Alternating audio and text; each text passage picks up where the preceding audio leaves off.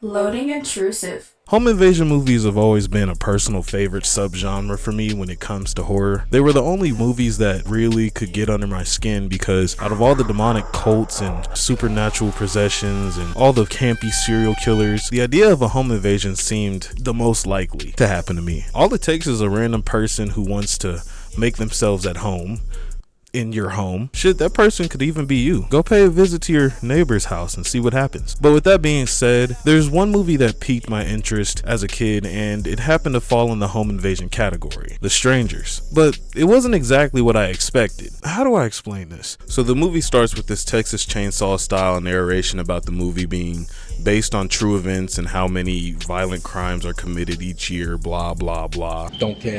Don't care, still don't care. We're not going to worry about any of that, all right? Just know that the two main characters we'll be following are James Hoyt and Kristen McKay, a young couple who are not married. That's a very important detail throughout the film. The two of them are staying in James's family's summer home after a friend's wedding reception. They also say the events that took place there are still not entirely known, I guess to add a little spooky and mysterious flair. A recording of a 911 call is played over shots of these two Jehovah Witness boys finding a bloody aftermath of whatever went down at this house.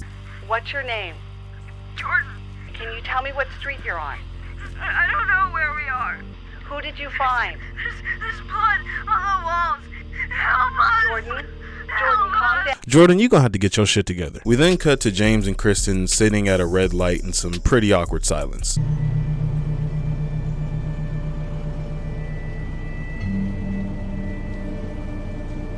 So is someone gonna get on the ox, or? There's some pretty obvious tension between the two of them, and later on in the movie it's revealed that James proposed to Kristen and she said, well, I think it's pretty obvious what she said, or didn't say for that matter. They pull up to the summer house and James grabs a phone book amount of mail out of the mailbox. Damn, y'all remember phone books? And how our parents used to beat us with them? They make their way inside and the place is covered in romantic decorations that were set up by James and his friend earlier that day. The night clearly didn't go in the direction James was planning. By the way, the decorations are just candles and a shit ton of rose petals. Y'all was just sprinkling them bitches everywhere, huh? The bathtub, the toilet, the microwave, shit. What? Fuck it, why not? After James helps Kristen get out of her dress and jewelry, he hops on the phone and leaves a message for his buddy Mike to come pick him up in the morning, because they don't even live at this house.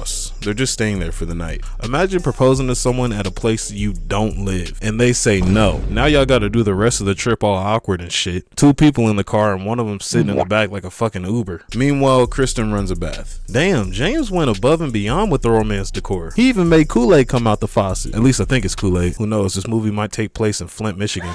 As Kristen soaks in the bath, she looks back on the previous events that unfolded that night, specifically James's proposal, which was just absolutely pitiful. This man asked her to step outside and carried her to the parking lot. You know, that designated area where people are either throwing hands or throwing up. He didn't even get on one knee. He just slipped the box out of his pocket like a dime bag of coke and mumbled some words about her. Mind you, this is right after a wedding. The reception is still going on. It's practically a cardinal sin to propose at a wedding, and Buddy just didn't give a fuck. Also, am I tripping, or does James look like Homelander? Like, come on, they could be brothers. James and Kristen have an awkward conversation at the table that consists of James desperately begging Kristen to take the ring. Not as another poor attempt to propose, but just because it would be a constant reminder to him of how he failed. Kristen explains why she put her dress back on after her bath. Your clothes are in the bedroom if you want. I want to wear this.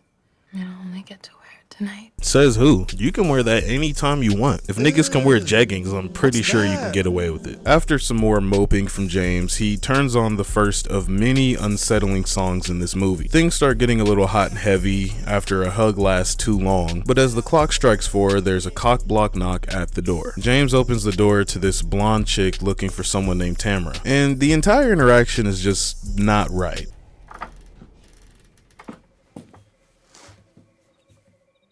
Hi. Hi? Is Tamara here? No. No, you got the wrong house. You sure? You sure? I'll see you later.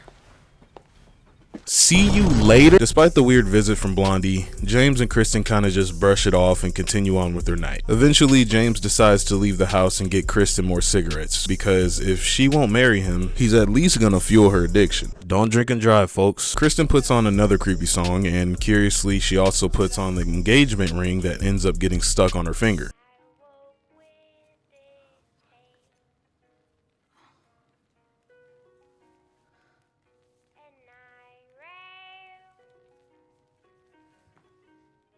Whoa. Who gets a ring stuck on their finger and says, fuck it? If I got a ring stuck on my finger, that is now my one and only task until it comes off. It doesn't matter what I was doing or what I was going to do. Nothing matters except for that ring. Of course, it isn't long until there's another knock at the door, and it's no surprise that it's Blondie asking for Tamara again. Kristen locks the door, and I'm pretty sure that's the only door that ever gets locked in this entire fucking movie. The fireplace starts smoking, which sets off the smoke detector, and while Kristen takes it down, there's another series of knocks at the door that end with a very hard knock, like someone's trying to kick in the door. Kristen goes for her phone, which looks like she got it out of a Happy Meal. I forgot how small and cheap phones looked back then. In true horror movie fashion, her phone is dead. All you Gen Z jits must be thinking, oh no, her phone's dead. What is she gonna do now? Well, thanks to the early 2000s, all she's gotta do is grab the trusty landline from the bedroom. She calls James and tells him about the girl coming back. Now, you'd think Kristen would be doing something productive while talking to James, right? She could go around the house locking all the rest of the doors, or maybe arming herself with something sharp, or she can throw on the fit of an Idaho farmer's market attendee. Before Kristen can finish talking to James, the line goes dead. Kristen stands around the house while being stalked by who I'm gonna call Sackhead, because I mean, it's obvious, right? After hearing several strange noises, Kristen decides to finally arm herself with a kitchen knife. And that's when Sackhead feels it's the perfect time to reveal himself to her. Of course, she screams, knocking over a bunch of stuff in the process. And then another loud bang draws Kristen's attention to the front door. A pretty high tension scene, I will admit, but they lost me when the door starts to slowly unlock by itself and creak open, because any person in their right mind is sprinting to that door and slamming it shut. But no, not Kristen. No. She's different. She just stares at it for a while, and when she finally does approach the door, she doesn't shut it. She doesn't even open it. She peeks through the crack on some who is it shit. Like, what the fuck? After catching a glimpse of Dollface, Kristen closes the door and locks it like that'll fucking matter, and then she immediately resorts to running to the bedroom and hiding under the bed. But she can't fit because she's a fucking grown adult, so she just sits on the ground and screams out for everyone to go away. That request is met with some banging on the bedroom window, and Kristen, being the scholar she is, thinks maybe if I turn this lamp off, they won't know I'm in here. But she fails to turn the lamp off, so she just smashes it on the ground until it breaks. James walks in and sees Kristen on the ground with a knife, and understandably he's like, what the fuck is happening? Kristen tells James what she can through her scatterbrained emotional rambling, and James doesn't read the room at all. James and Kristen walk through the house and check to see if anyone is actually there. Of course they don't find anything, but Kristen sees someone standing outside, and this is their reaction. She's watching us. She looks like a ghost. You know what she really looks like? She looks exactly like the woman who was knocking on the door earlier, who is now wearing a Party City mask. James is like, should I go talk to her? Like he can reason with them or some shit. And then he realizes he left his phone in the car, so he leaves to go get it. After walking as slowly as possible to the car, he notices that the car has been completely destroyed. The strangers slashed the tires, smashed the windshield. I think they even took his radio on some petty shit. The strangers don't waste a second to start fucking with him. They're running around and standing out in the open trying to creep him out. And Kristen's poking her head out the door, asking stupid questions like, what's happening? Because she loves being a liability. After a little bit of looking around, James heads back inside without his phone because it wasn't in the car when he checked. Jesus Christ, what are you doing? I'm waiting for you. This woman is the worst person to be with in this type of situation. Who waits behind a door and grabs someone as soon as they step through it? That's grounds for getting socked in the chest. The couple sits down and talks about what's happening, and they decide the best course of action would be to leave. Astute levels of thinking right here. Where are her shoes. You had plenty of time to put some on before leaving, yet here you are, barefoot. Which brings me to one conclusion. You didn't bring any. You came out to this secluded ass house with no shoes, but God forbid you forget your Bella Swan outfit. They get in the banged up whip and start backing out of the driveway, but one of the strangers in a pickup truck rams them from behind. The stranger is revealed to be Pinup Girl, so James and Kristen rightfully shit their pants and go back inside. James, we need a gun. I'm looking. Does your dad have a gun?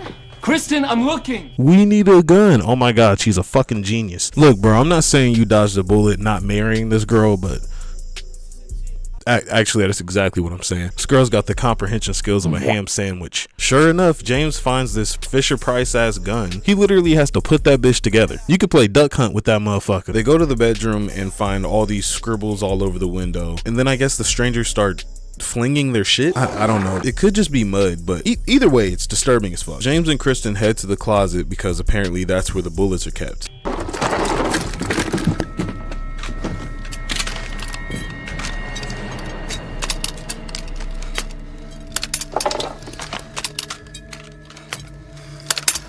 don't know how to use this thing. What do you mean? I'm not sure I even know how to load it. Nigga, what?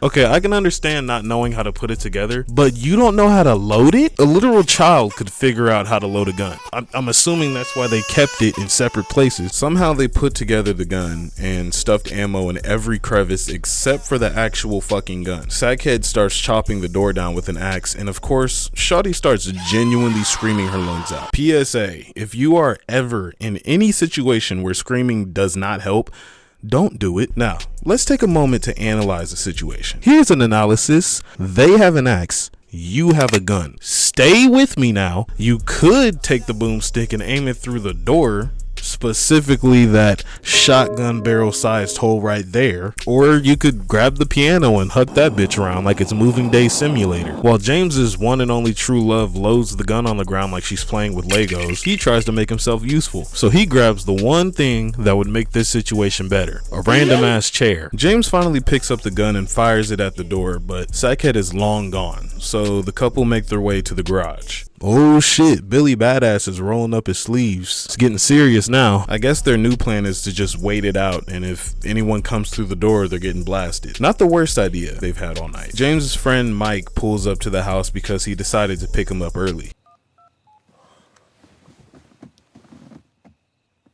Yo, Jimmy James. What's up, buddy? So he's dead, but not how you think. A brick gets chucked through Mike's windshield with Tom Brady levels of accuracy, and of course he isn't too happy about it. Mike makes his way inside the house, and he actually gets the right idea. He noticed his surroundings and understood the situation. He even went as far as staying quiet as he moved through the house, instead of running around yelling, "Hello? Is anybody home?" But it's a double-edged sword, because that means James, in his horrible trigger discipline, is letting that bitch loose on any and everything, including his best friend. The nigga was dead anyway. Sackhead had eyes on him from the start. James and Kristen obviously don't take this surprise very well, but at least James learned how to load the damn gun. James grabs a shotgun on some no more Mr. Nice Guy type shit and tells Kristen to go and hide somewhere. This nigga caught one accidental body, and now he thinks he's gonna win a 1v3 against people he's only seen when they wanted to be seen. They've been moving through the shadows this whole movie like fucking Batman, and you think that you're just gonna find them. So James goes outside and she still ain't got no shoes on. So James goes outside and tries to hotwire the stranger's truck. This nigga didn't even know how a gun worked a couple hours ago, and now he thinks he's Manny the mechanic. He can't figure it out, so he just runs behind some trees and hides until he's found by Pinup Girl and Sackhead. Kristen starts getting nervous and chooses to make a run for it. She trips, of course, and eats absolute shit. I mean, it's mandatory. Just look at that running form, bro. Now with a bum ankle, Kristen tries to claw her way to the barn with Pinup Girl just casually strolling behind her. Like, the strangers really are just playing with their food at this point, because they actually let her make it to the barn. Does she arm herself? No, but she does find this silly little knickknack. Leave it to horror movies to always have some random ass radio as the last form of communication. Anyways, Kristen tries to get help on the radio, but Pinup Girl smashes everything up and scares her out of the barn. She continues to crawl around outside and sees that the strangers have now set the car on fire. Kristen crawls back inside the house and tries to hide from the strangers, but at this point, I have a feeling they know where she is and they're just playing dumb. He looked directly at her. Dollface presses Kristen until she just steps out of the closet, and Kristen, thinking she still has a fighting chance, arms herself.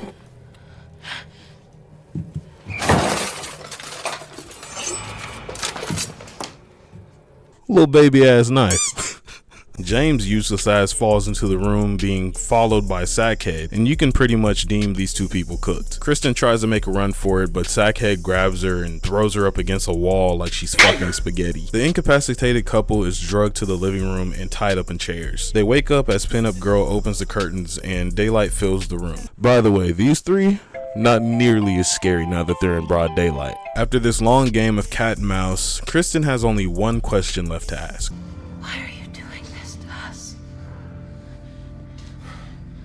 Because you were home. Hey, at least she was honest.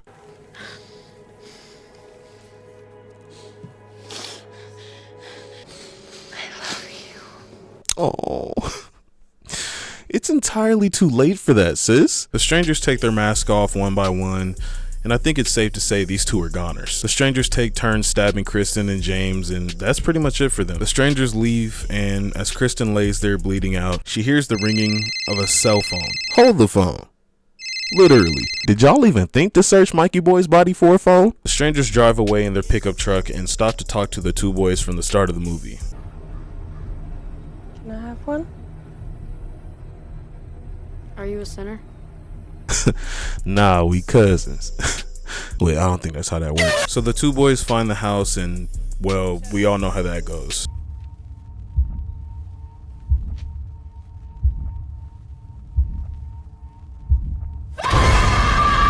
Honestly, after watching this entire movie, same. Well, that's pretty much all I got. I guess I could explain why I've been gone for another month, but I think y'all be expecting that, so I'm just gonna leave you with this. Hug somebody and tell them you love them. And make sure to comment, like, and subscribe, bro. I mean, why not? You made it to the end of this video. You just listened to me yap for about 14 minutes. You might as well. Yeah, tell your friends too. Tell them that the most underrated YouTube channel is coming for the #1 spot. That shit was corny as fuck. Yeah, just turn the recording off, bro. Just turn this shit off. Subscribe.